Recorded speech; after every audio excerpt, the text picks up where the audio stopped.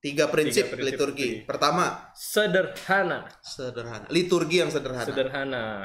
Kedua, singkat atau ringkas. singkat atau ringkas. Ketiga, Sesedikit orang untuk menjaga jarak sosial.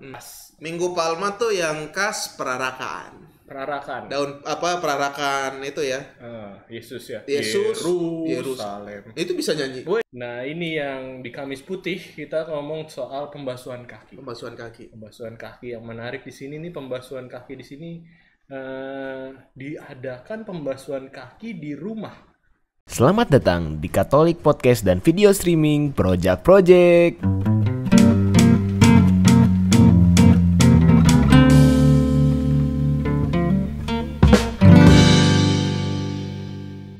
Balik lagi di Sukacita Podcast. Suka. Ada sukacita di hatiku ya. Gitu ya. Jumat Agung. Jumat Agung itu biasanya ada pasio. Ada pasio yang dinyanyikan. Lalu penciuman salib. Penciuman salib. Dan terakhir pasti ada penerimaan komuni biasanya kan Iya. gitu ya. Tapi yang khas kan pasio sama penciuman salib. penciuman Maka salib kita itu. cari datanya dulu sebentar. Iya. Ini adalah maknanya dulu ya, makna dari Jumat Agung. Hari ini gereja merayakan pengenangan sengsara Tuhan. Inilah puncak cinta Allah yang telah menghampakan dirinya, mengutus putranya, sengsara sampai wafat di salib untuk menyelamatkan manusia. Sengsara ya. Terus kemudian ibadat sabda, penghormatan salib secara khusus tidak dengan mencium salib. Biasanya kan kita maju mencium ya. Tapi kali ini karena pandemi Mungkin penghormatan salib ya, menunduk ya. Jadi hanya ada satu salib utama yang disediakan untuk dihormati, lalu umat berdiri dan memandang salib sejenak. Bisa seperti itu katanya. Iya. Bisa dengan cara gitu ya. Ya. Padahal di rumah-rumah ada salib sebenarnya. Ada salib Tapi juga. mungkin kita juga nggak pernah memandang salib itu. Aduh, iya. Jadi kesempatan untuk memandang. Memandang salib nih. Yang di rumah juga kalau mau memandang salib di rumahnya di depannya seperti ini ya. Iya. Itu juga boleh aja sebenarnya ya. Kita melihat salib yang mungkin selama ini nggak kita lihat. Ya, bisa jadi. Hanya terpajang di itu, punya keyakinan oh Tuhan Yesus menjaga, tapi nggak pernah dilihat. Waduh. Nah itu. Mungkin kesempatan ini harus menyapa salib-salib yang ada di rumah. Yang ada di rumah juga ya. Tapi kalau yang offline di sini ada dua cara nih katanya. Ada dua cara penghormatan salib pada saat offline. Oh, maksudnya pas dibawa dari belakang ke depan. Ya. Diarah dengan 3 kali perhentian dari depan gereja. Atau cukup di depan altar saja lalu mulai dibuka satu persatu. Terus kemudian nanti dihormati oleh umat yang hadir ya. Itu tentang perarakannya ya. Bisa 3 kali dari depan atau bisa langsung di depan altar saja ya, sekali aja. Utamanya adalah penghormatan salib itu kan. Iya. Jadi itu ya mengenai penghormatan salib. Di sini ditegaskan hanya ada satu salib utama yang disediakan untuk dihormati, lalu umat berdiri dan memandang salib sejenak. Iya. Penghormatan salib secara khusus tidak dengan mencium salib. Karena kalau mencium, wah itu bahaya. Risikonya tinggi. Ya. Jumat Agung tadi ya. Tapi yang pasti paginya ada ibadat jalan salib. Ada ibadat jalan salib, ada tablo juga mungkin. Tablo kayaknya nobar jarang ya. Tablo 2000 yang lalu. Iya, tablo nobar kayaknya. Tablo nobar. Jadi atau kita sebarluaskan aja, katanya Seminari Wacana Bakti itu dia buat tablo. Oh, berarti bisa disiarkan secara live ya? Iya, mungkin kita bisa ya. Share di situ aja ya. Nanti cek linknya di bawah. Iya. Udah ada linknya. Iya, nanti di media itulah. Media Seminari Wacana Bakti mengadakan tablo. Kalau yang kangen tablo, secara live streaming. Nah, tuh menarik tuh. Luar biasa. Tablo beneran. Kalau itu kan lebih aman ya. Artinya di asrama udah. Tapi Yesusnya bukan Romo Fano kan? Bukan. Dia udah jauh dong. Makanya semenjak Romo Fano nggak ada, makin berkembang. Makin berkembang tuh seminari kayaknya. Penghambat kan.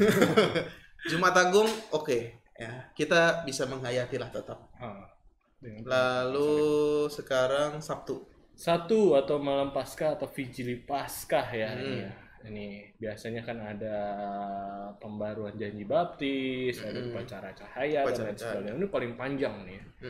Maknanya juga paling panjang nih. Ini adalah malam pembebasan, seperti ketika bangsa Israel berjaga-jaga menantikan Tuhan yang akan lewat. Yakni ini menjadi malam Tuhan lewat yang melambangkan saat kebangkitan Kristus. Inilah puncak di hari Paskah, ibu dari segala vigilia. Wah. Puncaknya ya ini malam Sabtu Suci ya. Sabtu Suci.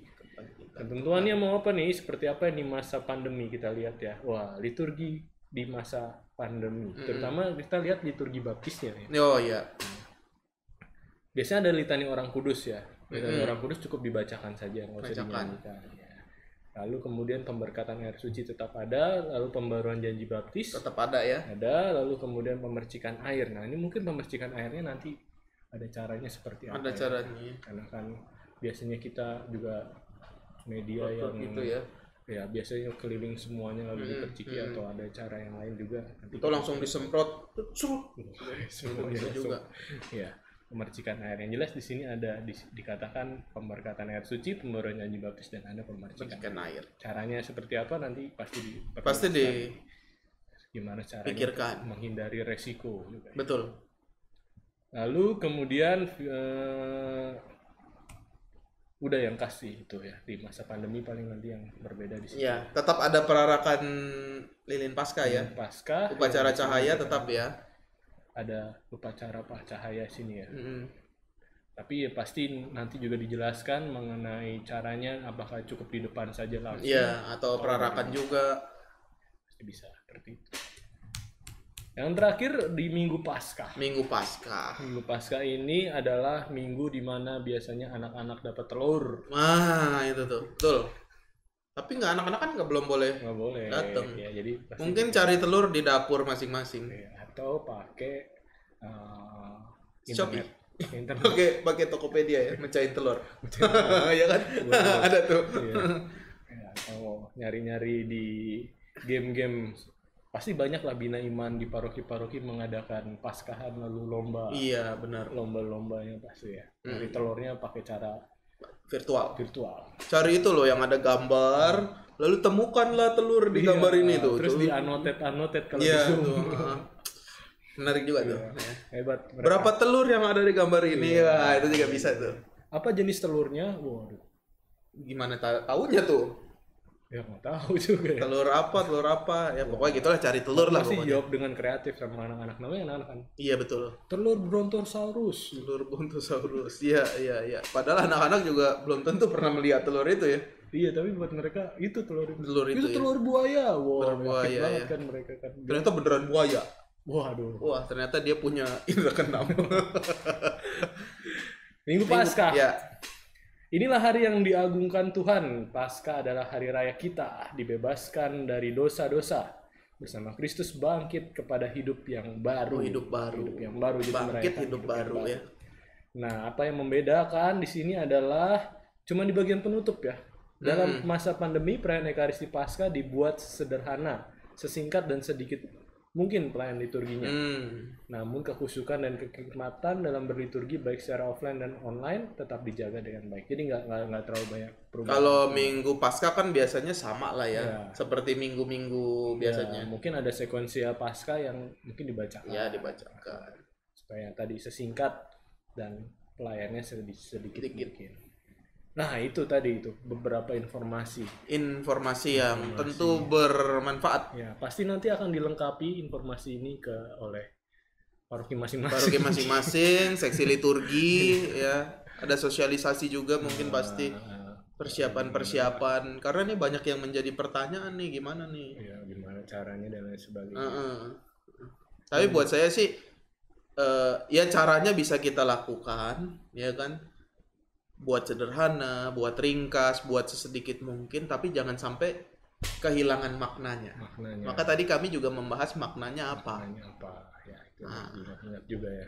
Kalau masih bingung apa-apa ya tanya aja di bawah, nanti akan dijawab oleh admin. Iya, adminnya siapa sih? Dijawab oleh admin ya. Adminnya Frater. Oh iya. Bukan kita kan? Bukan. Kita talent. Kita talent ya. Ini ngasih kerjaan aja ya. Iya, tapi ya itu ya. yang penting saya garis bawahi lagi, kita jangan kehilangan makna. Jangan disibukkan, oh kok begini, oh kok begitu, oh begini nggak seperti biasanya. Ya iyalah jelas nggak seperti biasanya kan. Masa luar biasa. Masa luar biasa, masa pandemi. Tetapi kita jangan sampai hilang begitu saja maknanya. Kita tetap harus menghayati makna dari Pekan Suci. Sip. Pokoknya segitu saja informasi dari kami. Selebihnya silakan lengkapi sendiri. Sampai jumpa lagi di Sukacita Podcast selanjutnya. Tuhan memberkati.